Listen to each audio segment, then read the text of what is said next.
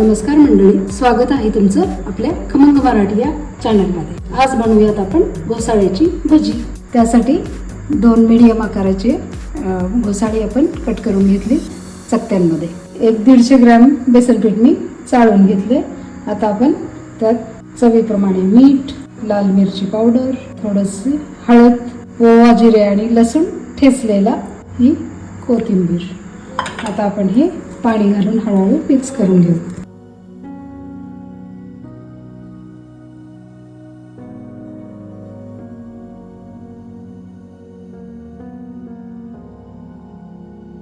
हा चिमूटभर सोडा टाकून घेऊ.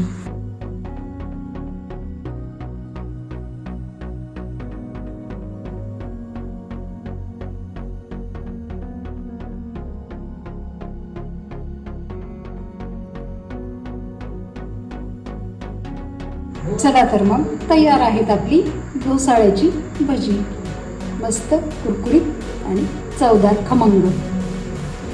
तुम्ही पण ट्राय करा, कमेंटमध्ये मला नक्की सांगा. भेटूयात पुन्हा अशाच एखाद्या नवीन रेसिपीसह. तोपर्यंत मस्त राहा आणि चवीने खा.